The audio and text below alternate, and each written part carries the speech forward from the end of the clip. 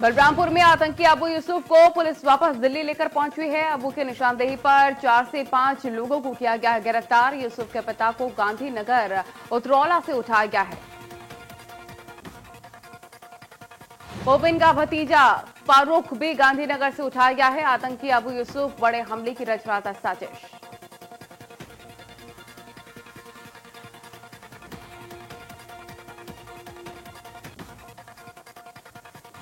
मेरठ में नकली किताबों के अवैध कारोबार का मामला सामने आया है। गजरौला में भी देर रात पुलिस ने मारा छापा। गजरौला से करोड़ों की किताबें हुई बरामद।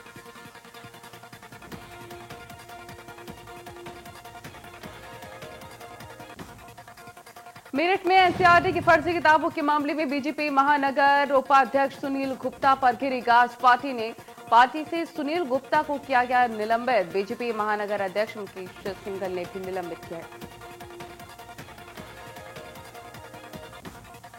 सुल्तानपुर के डंभुआ विधानसभा के बीजेपी विधायक देवमणि द्विवेदी एक बार फिर से चर्चा में आ चुके हैं और इस बार उनके लेटर पैड पर क्षत्रिय समाज के जनप्रतिनिधियों पर दर्ज मुकदमे और उनकी वर्तमान स्थिति को जानने के लिए उन पर सचिव गृह को पत्र लिखा है। विधानसभा के मॉनसून सत्र की कार्रवाई अनिश्चितकाल के लिए स्थगित हो चुकी है। तीसरे दिन की कार्रवाई में विपक्ष ने सत्र शुरू होते ही जबरदस्त हंगामा किया। 2 दिन के लिए बढ़ाया गया मॉनसून सत्र। 24 अगस्त तक बढ़ाया गया है मॉनसून सत्र। यूपी विधानसभा में सीएम योगी ने कहा, राम और परशुराम में कोई भेद नहीं है। 492 सालों का विवाद खत्म हुआ है। कुछ लोगों की बुद्धि में भेद है। दिल्ली और महाराष्ट्र सरकार पर सीएम योगी ने साधा निशाना। कहा कि कोरोना काल में दिल्ली मुंबई से श्रमिकों को भगाया गया। यूपी पहला राज्य जिसने मजदूरों को लाने का काम किया।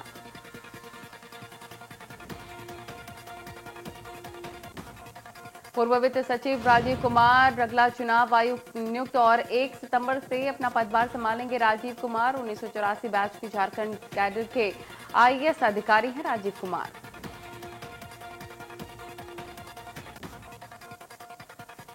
कुमार अब अशोक लवासा की जगह लेंगे। लवासा ने हाल ही में चुनाव आयुक्त के पद से इस्तीफा दिया था और लवासा 31 अगस्त तक अपने पद पर बने रहेंगे।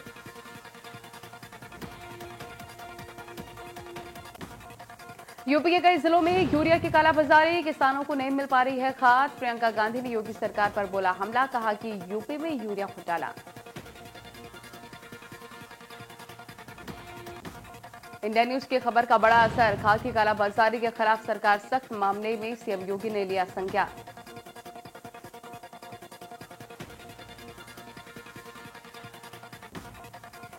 यूपी में यूरिया किल्लत पर मायावती का हमला। कहा कि प्रदेश में यूरिया खाद की किल्लत से किसान परेशान हो रहे हैं। सरकार यूरिया की कमी को तुरंत दूर करे। कालाबाजारी करने वालों के खिलाफ हो सख्त कार्रवाई। नोएडा में कंपनी की फ्रेंचाइजी के नाम पर लोगों से ठगी करने वाला गिरोह गिरफ्तार हो चुका है। 50 से भी ज्यादा लोगों से की गई करोड़ों की ठगी गिरोह के 4 सदस्य गिरफ्तार।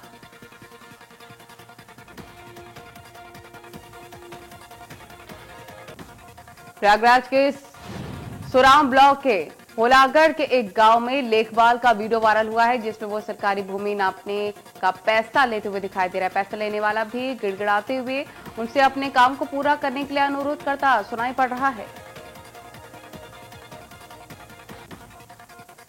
लखनऊ में पेट्रोल पंप की तरह वजन नापने वाली मशीन में भी चिप से घटतौली का खेल उजागर हुआ है और एसटीएफ ने लखनऊ और बाराबंकी में की छापेमारी।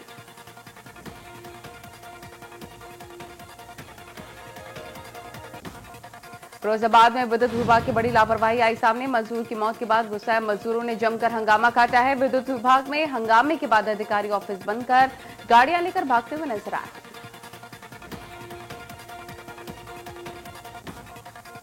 हरदोई के सांडी थाना इलाके में बीती रात अपने घर से खेतों पर आवारा जानवरों से फसल की रखवाली करने गए किसान को लाठी से गला काटकर हत्या कर दी गई। पुलिस ने शव को कब्जे में लेकर पोस्टमार्टम के लिए भेजा और तफ्तीश शुरू कर दी। ललितपुर में मोबाइल रिपेयरिंग करते वक्त धमाका हुआ। रिपेयरिंग के समय मोबाइल की बैटरी फट गई और मोबाइल की बैटरी के फटने से युवक गंभीर रूप से झुलस गया।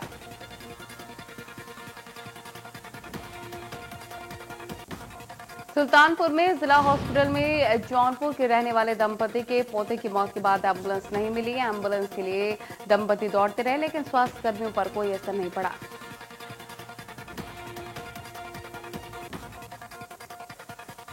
कानपुर में शराब पीते पुलिसकर्मियों का वीडियो वायरल हुआ है और जाजपुर चौकी इंचार्ज ने सिपाहियों संग पी शराब। जाजपुर चौकी के प्रभारी हैं जेपी परिहार। आगरा में गौशाला में हो रही गायों की मौत। दलदल में फंसने की वजह से गायों की मौत हो रही है। जिले के सबसे बड़ी गौशाला में गायों की मौत, सोशल मीडिया पर वीडियो वायरल। लखनऊ में ट्रिपल हत्याकांड मामले में बड़ा खुलासा हुआ है। बुजुर्ग दंपति और चौकीदार के स्तर पर किए गए कई बार। बुजुर्ग दंपति की हत्या से एक दिन पहले हुई थी चौकीदार की हत्या। देहरादून में कोविड-19, डेंगू और आपदा को लेकर अहम बैठक। सीएम त्रिवेंद्र सिंह रावत ने अहम बैठक की है। सभी जिलों के डीएम के साथ सीएम ने किया है मंथन। वीडियो कॉन्फ्रेंसिंग के जरिए सीएम ने बैठक ली।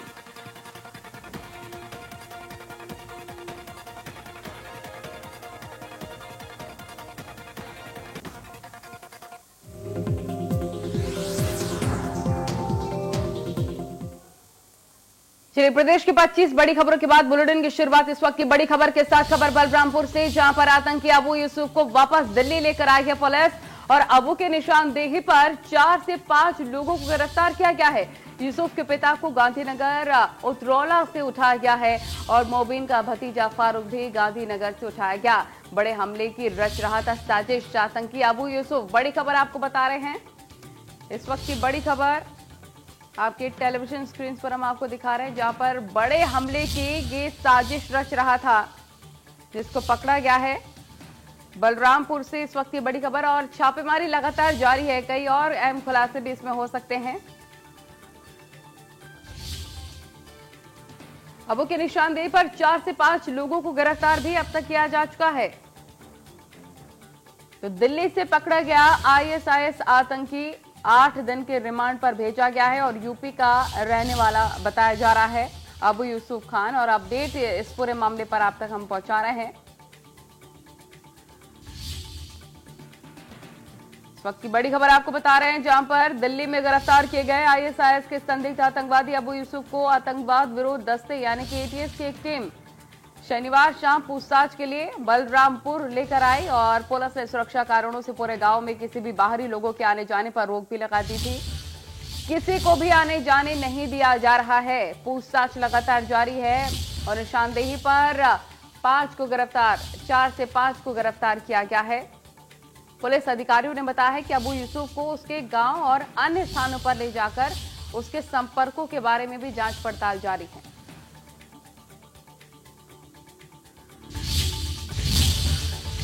तो आईएस आतंकी गिरफ्तारी के बाद यूपी पुलिस काफी अलर्ट नजर आ रही है। बलरामपुर से जुड़े हैं आतंकी अबू यूसुफ के तार और यूपी एसटीएफ ने यहां पर एटीएस ने शुरू की है मामले की जांच। यूपी एटीएस लगातार जांच पड़ताल कर रही है। बलरामपुर में दिल्ली और यूपी पुलिस का डेरा है। दिल्ली में पकड़ा गया था आईएस आतंकी अबू और उसके निशानदेही पर 4 से 5 लोगों को गिरफ्तार किया गया है। तो इस पूरे मामले में आपको अपडेट दे रहे हैं। जांच पड़ताल लगातार जारी है। पुलिस सूत्रों ने यह भी बताया है कि दिल्ली में गिरफ्तार संदिग्ध आतंकी अबू यूसुफ बलरामपुर के बड़िया भक्साई गांव का निवासी है। करीब 8 साल पहले मुंबई में प्लास्टर ऑफ पेरिस का काम यह करता था।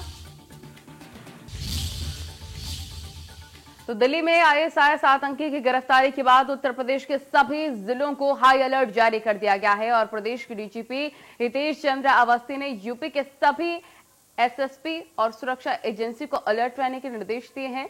यूपी के एडीजी प्रशांत कुमार ने बताया है कि दिल्ली में आतंकी की गिरफ्तारी के बाद प्रदेश के सभी एसएसपी और सुरक्षा एजेंसी को अलर्ट किया गया है। आपके सामने टीवी स्क्रीन पर 3 तस्वीरें हैं। अयोध्या, श्रावस्ती और अमेठी, जहां भारी पुलिस फोर्स तैनात है।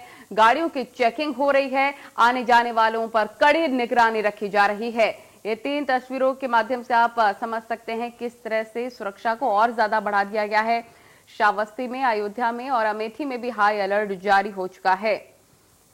तो कल गिरफ्तारी हुई थी दिल्ली में इसकी और इसके तार उत्तर प्रदेश से जुड़े हुए बताए जा रहे हैं और आतंकी अबू की निशानदेही पर 4 से 5 को अभी गिरफ्तार किया जा चुका है। कई और इसमें खुलासे हो सकते हैं, कई और गिरफ्तारियां मुमकिन हैं। तो दिल्ली में आतंकी अबू यूसुफ की गिरफ्तारी के बाद अयोध्या में भी हाई अलर्ट जारी कर दिया गया है। जहां एक तरफ खुफिया एजेंसी अलर्ट पर है तो वहीं पर पुलिस भी चप्पे चप्पे पर तैनात है। जिले के 66 बैरियर पर चेकिंग अभियान चलाया जा रहा है और पुलिस के जवान आने जाने वालों पर कड़ी निगरानी बरते हुए हैं। हमारे संवाददाता ने इसका जायजा लिया है, उनकी रिपोर्ट आपको दिखाते हैं। कि अबू यूसुफ की गिरफ्तारी के बाद अयोध्या में अलर्ट जारी कर दिया गया है। अयोध्या में जगह जगह चेकिंग चल रही है। मैं अयोध्या के राम जन्मभूमि थाने की इस मार्ग पर हूँ। ये पीछे अगर मैं दिखाऊं आपको तो ये रास्ता सीधे राम जन्मभूमि परिसर की तरफ जाता है और इस तरफ जाने वाले रास्ते पर खास तौर से चेकिंग चल रही है। आने जाने वाले जितने भी लोग हैं उनसे पूछताछ की जा रही है। बाकायदा आईडी कार्ड देखा जा रहा है, उनकी गाड़ियों और उनके वाहनों की तलाशी की जा रही है। कुल मिलाकर सुरक्षा के कड़े इंतजाम किए गए हैं। अयोध्या जनपद के 66 बैरियर पर लगातार पुलिस निगरानी बनाए रखे है और साथ ही साथ चेकिंग कर रही है। पुलिस की कोशिश है कि किसी भी तरीके से कोई चूक ना रह जाए और इसीलिए इस रास्ते को, जिस रास्ते पर मैं खड़ा हूं, अगर मैं दिखाऊं आपको तो ये पीछे ये पूरा रास्ता ये राम जन्मभूमि परिसर की तरफ जाता है और इस रास्ते पर सुरक्षा खासा कड़ी कर दी गई है। बैरियर लगा दिए गए हैं और साथ ही साथ जो पुलिस के जवान हैं वो लगातार यहाँ आने वाले लोगों की तलाशी ले रहे हैं, उनके वाहनों की तलाशी ले रहे हैं और साथ ही साथ उनसे पूछताछ की जा रही है। और सिर्फ ये इलाका ही, या यूँ कहूँ कि ये स्थान ही सिर्फ चेकिंग नहीं हो रही है, बल्कि पूरी अयोध्या में जैसे ही अलर्ट जारी हुआ वैसे सभी स्थानों पर लगातार पुलिस गश्त पे निकल आई। सभी चौकी इंचार्ज, थाना अध्यक्षों को साफ निर्देश दे दिए गए। उसके बाद से जगह जगह चेकिंग शुरू हो गई है। कुल मिलाकर कोशिश है कि कहीं कोई चूक ना रह जाए। अबुल बशर खान, इंडिया न्यूज़, अयोध्या।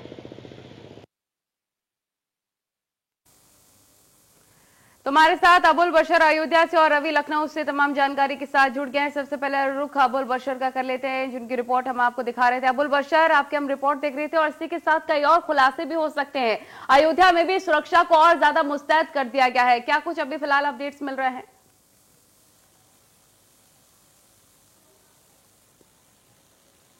देखिए, अगर अयोध्या की सुरक्षा व्यवस्था की बात करूं तो अयोध्या हमेशा ही संवेदनशील रही है और ऐसे में अयोध्या की सुरक्षा व्यवस्था हमेशा ही चुस्त दुरुस्त रही है। लेकिन जिस तरीके से अबू यूसुफ की गिरफ्तारी हुई और उसके बाद उसकी निशानदेही पर जैसे कुछ और लोगों की गिरफ्तारी हुई, तो इससे जो उसने राज उगले हैं या उसकी निशानदेही पे जो सारी चीजें पता चली है, जो इनपुट्स मिले हैं, उसके मद्देनजर पूरे यूपी में अलर्ट जारी है और साथ ही जो अयोध्या की सुरक्षा है वो खासा बढ़ा दी गई, क्योंकि जो सूत्र बता रहे हैं उसके अनुसार जो अबू यूसुफ है उसका जो नेटवर्क था, उन लोगों की कोशिश थी कि अयोध्या में भूमि पूजन के 1 माह के अंदर कोई बड़ी योजना करने की साजिश थी।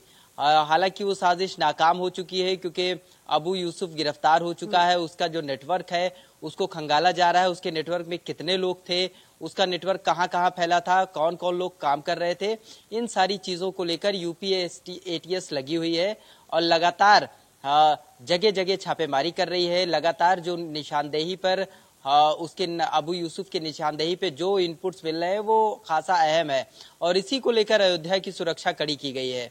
अयोध्या के जितने भी बैरियर्स हैं, जितने चेक पॉइंट्स हैं, जितने प्रवेश द्वार है, उन सभी जगह पर सघन तलाशी अभियान चल रहा है।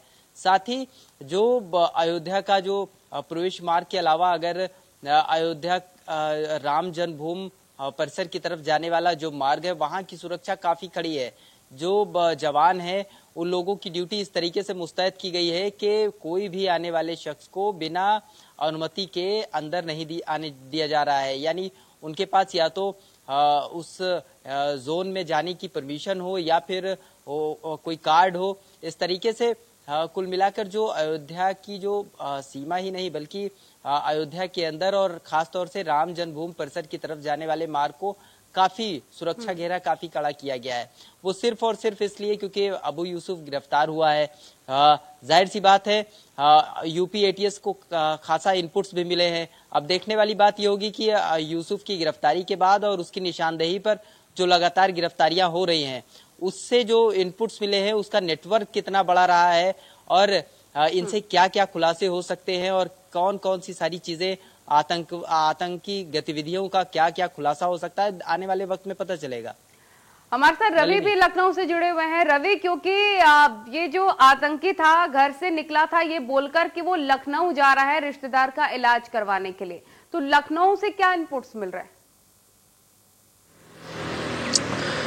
देखिए, जिस तरीके से दिल्ली के धौला कुआं इलाके से अबू यूसुफ की गिरफ्तारी दिल्ली की स्पेशल पुलिस सेल ने जो गिरफ्तारी की है उसके बाद तमाम सारे खुलासे हैं वो निकल कर आ रहे हैं। हालांकि ये जरूर है कि सूत्रों की माने तो अगर बात करें तो राम मंदिर का जो शिलान्यास हुआ है उसके 1 महीने के बाद में हमले की योजना थी। उसके अलावा अगर बात करें, सूत्र ये भी बता रहे हैं कि जो सीए उपद्रवियों से जो संपत्तियों की कुर्की व नए कानून को लेकर भी कहीं ना कहीं ये नाराजगी थी और उसका भी कहीं ना कहीं बदला लेने का की नियत से ये लोग प्लान कर रहे थे। उसके अलावा बात करें तो कुछ 47 जो अल्पसंख्यक अपराधी जो कि मारे गए हैं कहीं ना कहीं अलग अलग जगहों पर आपराधिक मामलों में, उनका भी कहीं ना कहीं बदला लेने की फिराक में थे और ऐसे जो कि सूत्र बता रहे हैं। हालांकि अभी इसकी आधिकारिक पुष्टि नहीं है, लेकिन ये जरूर है कि जिस तरीके से लगातार कार्रवाई की गई है, अगर बात करें उत्तर प्रदेश में ही अगर बात करें तो करीब 3 सालों का वक्त जो गुजरा उत्तर प्रदेश में लगातार मुख्यमंत्री योगी आदित्यनाथ की अगुवाई में सरकार काम कर, कानून व्यवस्था को लेकर तमाम सारे काम किए गए, तमाम सारे काउंटर किए गए हैं। उसमें तमाम सारे ऐसे अपराधी भी रहे हैं जो कहीं ना कहीं अल्पसंख्यकों से जुड़े रहे हैं। उसके बाद बात करें कि अगर जिस तरीके से ये दिल्ली के धौला कुआं इलाके में इस अबू यूसुफ नाम के आतंकी की गिरफ्तारी की गई है, इसके बाद तमाम सारी चीजें बरामद हुई है जो कि काफी कुछ खुलासा कर रही है अपने आप में, क्योंकि एक बड़े हमले की फिराक में था। उसके अलावा कोई एक नामचीन व्यक्ति भी इसके निशाने पर था। हालांकि उस नामचीन व्यक्ति का भी नाम का जिक्र नहीं किया गया, लेकिन ये सूत्र बता रहे हैं किसी नामचीन व्यक्ति को लेकर भी टारगेट करने की योजना थी। लेकिन फिलहाल ये जरूर है कि इसकी निशानदेही पर पूछताछ के बाद कुछ लोगों को हिरासत में लिया गया, उससे पूछताछ की जा रही है। कौन कौन लोग शामिल रहे हैं, क्या कुछ नेटवर्क चल रहा था, कौन मददगार रहा है इनका, और नेपाल बॉर्डर पर भी सुरक्षा बढ़ा दी गई है, वहां पर भी खोजी कुत्तों को लगा दिया गया है। रवि, आप बने रहिए, आगे भी आपसे अपडेट्स लेते रहेंगे। इस बीच एक और बड़ी खबर लखनऊ से, ट्रिपल मर्डर में पुलिस के हाथ अभी भी खाली बताए जा रहे हैं। 4 दिन बीत चुके हैं, लेकिन बावजूद इन सब के पुलिस के हाथ कोई सुराग नहीं लगा है और पुलिस के जांच में ट्रिपल मर्डर की गुत्थी उलझती हुई नजर आ रही है। जांच में जुटी है पुलिस, कई टीमें भी लगा दी गई हैं, लेकिन फिर भी अभी भी कोई निशानदेही पुलिस के हाथ नहीं लगी है। इस वक्त की बड़ी खबर और आपको अपडेट हम यहां पर दिखा रहे हैं। 4 दिन बीत चुके हैं, एक दंपति की हत्या और एक गार्ड की हत्या हुई थी कुछ ही दूरी पर, लेकिन इस पूरे मामले पर यूपी पुलिस के हाथ अभी भी खाली बताए जा रहे हैं। जय शुक्ला हमारे रिपोर्टर तमाम जानकारी के साथ फोन लाइन पर। जय शुक्ला, यूपी पुलिस के हाथ अभी भी खाली, कोई भी इनपुट अभी तक पुलिस को हाथ नहीं लग पाया। बिल्कुल नली, हम आपको बता दें कि जिस तरह से उत्तर प्रदेश में ऑपरेशन क्लीन चलाया जा रहा है, लेकिन बावजूद उसके अगर देखा जाए तो अपराध रुकने का नाम नहीं ले रहे हैं। बीते 4 दिनों की बात करें तो सूबे की राजधानी लखनऊ की अगर हम बात करें तो यहाँ पर कई ऐसी घटनाएं हुई हैं, चाहे ये जो ट्रिपल मर्डर हुआ है, उसके बाद 2 दिन पहले पीजीआई में सरेआम एक युवक को गोली मार दी गई। उसके बाद आपको बता दें कि कल माल में, थाना माल में एक व्यक्ति की गला काटकर हत्या कर दी गई। वहीं देर रात एक युवती की लाश मिली है थाना पारा में। तो इस तरह से आप देखा जाए तो जो अपराधी हैं उन पर पुलिस का कोई अंकुश नहीं रह गया। अगर हम निगोहा ट्रिपल मर्डर की अगर हम बात करें तो इसमें अभी तक पुलिस के हाथ खाली है। हालांकि जो पोस्टमार्टम रिपोर्ट आई है उसके मुताबिक आपको बता दें कि तीनों ही लोगों को किसी भारी हथियार से मारकर उनके सर पर वार किया गया था, जिससे उनकी अपराध रोकने में तो यूपी पुलिस नाकाम हो ही रही है, लेकिन खुलासे भी नहीं हो पा रहे हैं। बिल्कुल नली, आपको यही बताना चाहेंगे कि हम 4 दिन बीत चुके हैं, पोस्टमार्टम की रिपोर्ट आ चुकी है, लेकिन अपराधी जो है अभी भी पुलिस की गिरफ्त से बाहर है। आपको बता दें कि पोस्टमार्टम रिपोर्ट आई है, उसमें हत्या की भी खुलासा हुआ है कि सर पर वार करके हत्या की गई है। और आपको बता दें एक बड़ा खुलासा भी हुआ है इसमें, जो चौकीदार की हत्या हुई है उसमें जो दस्तावेज है, जो सरकारी दस्तावेज है, उसमें आपको बता दें उसको कई साल पहले ही मृत घोषित किया जा चुका है। खतौनी में उसको मृत घोषित किया जा चुका है। ये एक बड़ा खुलासा हुआ है कल। और उसके बाद कहीं ना कहीं जो भी तहसील प्रशासन की टीम है अब ये खंगालने में लगी है कि आखिर ये चूक है या किसी की साजिश है। किस तरह से ये जो खतौनी उसमें उस व्यक्ति को जो जिसकी 4 दिन पहले मौत थी उसको सालों पहले मृत दिखा करके उसकी जो जमीन है वो उसके पत्नी के नाम हो जाती है। तो कहीं ना कहीं पुलिस जो है इन पहलुओं पर भी खंगाल रही है। कोशिश कर रही है कि जल्द अपराधी गिरफ्तार हो। लेकिन आप बात करें कि 4 दिन बीत चुके हैं, अभी तक किसी भी तरह का कोई अपराधी पुलिस की गिरफ्त में नहीं आया है। जी नलिनी, बहुत शुक्रिया आपका तमाम जानकारी साझा करने के लिए। पुलिस के हाथ अभी भी खाली, 4 दिन बीत चुके हैं लेकिन कोई भी सुराग हाथ लगता हुआ यूपी पुलिस के नजर नहीं आ रहा है। जांच में अभी भी पुलिस जुटी हुई है। कैसे आखिर ये मर्डर हुआ है और किस हथियार के साथ वार किया गया, किसने वार किया, ये तमाम सवाल अभी भी हर किसी के जहन में बने हुए हैं। लेकिन यूपी पुलिस अभी भी इसमें खुलासा कर पाने में नाकाम साबित होती हुई नजर आ रही है। ट्रिपल मर्डर में पुलिस के हाथ अभी भी खाली और यूपी पुलिस अभी भी जांच में जुटी हुई, जिसको लेकर एक टीमें भी बना दी गई हैं। कई टीमें लगातार इस पर निगरानी बनाए हुए हैं लेकिन अभी भी कोई इनपुट मिलता हुआ यूपी पुलिस को नजर नहीं आ रहा है।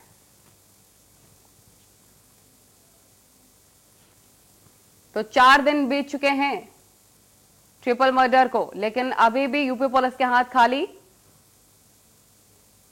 एक दंपति और एक गार्ड की हत्या हुई थी और पोस्टमार्टम रिपोर्ट में खुलासा हुआ है कि किसी धारदार हथियार से वार किया गया है, उन लोगों पर और मौत के घाट उतारा गया है।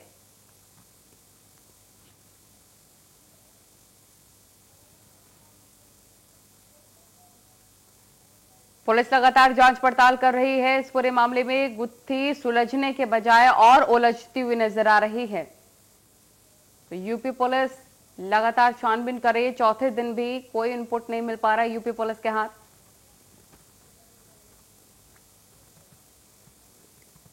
आगे बढ़ेंगे और बड़ी खबर आपको बताएं, बस्ती से सीएमओ पद से हटाया गया है डॉक्टर जेपी त्रिपाठी। शनिवार की सुबह अचानक से बताया जा रहा है कि गंगा पुल के पास से वो लापता हो गए। वाराणसी से मिर्जापुर ड्यूटी पर जा रहे थे और उनके कार चालक की सूचना पर पहुंची पुलिस ने गोताखोरों और एनडीआरएफ को भी बुलाया। बस्ती से हटाने के बाद जेपी त्रिपाठी के मिर्जापुर में एमडी के पद पर उनको भेजा गया था। वाराणसी में तैनात उनकी डॉक्टर पत्नी सुनंदा त्रिपाठी भी मौके पर पहुंची हैं। प्रशासनिक और पुलिस अधिकारी भी मौके पर पहुंचकर जांच पड़ताल में जुटे हैं। गंगा में तलाश के लिए गोताखोर बुलाए गए हैं लेकिन बाढ़ के कारण पानी में उतरने से इनकार कर दिया गया है। इसके बाद एनडीआरएफ को बुलाया गया और जांच पड़ताल जारी है। सीएमओ पद से हटाए गए जेपी त्रिपाठी गंगा पुल से लापता हो चुके हैं। एनडीआरएफ की टीम लगातार तलाश कर रही है। अचानक से गंगा पुल के पास से वो लापता हुए थे और चालक पवन से कार साइड में करने को कहा था, तब से ही उनका कुछ पता नहीं लग पा रहा है। चिकित्सालय में नियुक्त डॉक्टर जेपी त्रिपाठी जो आज दिनांक 22/8/2020 को सुबह करीब 8 बजे वाराणसी से अपने घर से कार से मिर्ज़ापुर वापस ड्यूटी के लिए आ रहे थे, तो रास्ते में करीब 9:15 बजे भटौली पुल के पास अपने चालक को बताया कि मुझे शौच करने जाना है और कार से उतर करके खेतवा घाटों की तरफ चले गए। कुछ समय बीतने के बाद जब वापस नहीं आए तो चालक ने नीचे उतरकर नदी की तरफ खोजबीन किया, नहीं मिले तो इसकी सूचना उन्होंने डॉक्टर की पत्नी को दिया। डॉक्टर की पत्नी ने जरिए टेलीफोन इसकी सूचना पुलिस को दी। पुलिस द्वारा मौके पर पहुंचकर सभी आवश्यक संसाधनों के साथ खोजबीन कराई जा रही है। तमाम जानकारी के साथ पुलाने पर आकाश, वहां से वो लापता हो गए और अभी तक क्या उनका कोई सुराग हाथ लग पाया है? नहीं, डॉक्टर का अभी तक कोई सुराग हाथ नहीं लग पाया है और जिस तरीके से कल ये घटना हुई वो बड़ा ही आश्चर्यजनक लोगों को लगा कि डॉक्टर आए और अपने गाड़ी से और पुल के पास वो उतरे, गंगा पुल के पास, और उन्होंने ड्राइवर कहा कि शौच के लिए जा रहे हैं। उसके बाद वो लापता हो गए। ड्राइवर ने काफी खोजा, फिर उसके बाद पत्नी को बताया, उनके डॉक्टर हैं, पत्नी ने प्रशासन को बताया और प्रशासन लगातार खोजती रही और कल से चल रही होगा। अभी तक डॉक्टर नहीं चल पाया है कि कहाँ चले गए वो। काफी देर तक जो गंगा में भी खोजा गया, काफी दूर से आसपास के इलाकों में भी खोजा गया और लगातार प्रशासन इस डॉक्टर को खोजने में लगी है। पत्नी से जो हम लोगों की बात हुई, बाइक तो नहीं दिया उन्होंने, मगर उनका कहना था न तो अवसाद में थे न तो किसी तरह की कोई दिक्कत थी। बहुत शुक्रिया आपका तमाम जानकारी के लिए। अभी भी उनका कोई पता नहीं लग पाया है और लगातार टीमें जुटी हुई हैं जांच पड़ताल करने के लिए। इस बीच कोरोना अपडेट आपको दे देते हैं। कोरोना को लेकर ताजा अपडेट क्या है, बड़ी खबर के माध्यम से देखिए, जहां पर देश भर में कोरोना का कहर रफ्तार के साथ बढ़ता हुआ और 24 घंटे में रिकॉर्ड 70,000 से ज्यादा नए केसेस दर्ज किए गए हैं। इसी के साथ कोरोना मरीजों की संख्या 30,43,000 के पार पहुंच चुकी है और कोरोना से अब तक 56,000 से ज्यादा लोगों की मौत बताई जा रही है। 24 घंटे में कोरोना के 900 से ज्यादा लोगों की मौत हो रही है कोरोना से। इस वक्त की बड़ी खबर आपको बता रहे हैं। और देश के बाद अब बात प्रदेश और बात यूपी की, जहां तेजी से बढ़ रहा है कोरोना मरीजों का आंकड़ा। उत्तर प्रदेश में भी 24 घंटे में कोरोना के 5,000 से ज्यादा केसेस सामने आ चुके हैं। इसी के साथ आपको बताएं कोरोना मरीजों की संख्या 1,82,000 के पार है। कोरोना से 2,800 से ज्यादा लोगों की अब तक मौत हो चुकी है, जो कि एक बड़ा आंकड़ा है। बीते 24 घंटे में कोरोना से 70 लोगों की मौत हो रही है। तो बड़ी खबर आपको बता रहे हैं, अपडेट आपको दे रहे हैं कि उत्तर प्रदेश में कोरोना को लेकर ताजा स्थिति क्या बनी हुई है। यूपी में तेजी से पांव पसार रहा है कोरोना और लगातार नए रिकॉर्ड तोड़ता हुआ कोरोना सामने आ रहा है। 24 घंटे में इतने ज्यादा केसेस आना एक चिंता का विषय है, जो कि प्रशासन की चिंता भी बढ़ाता है। रुकें एक छोटे से ब्रेक के लिए, ब्रेक के उस पार आपको दिखाएंगे उत्तराखंड बुलेटिन।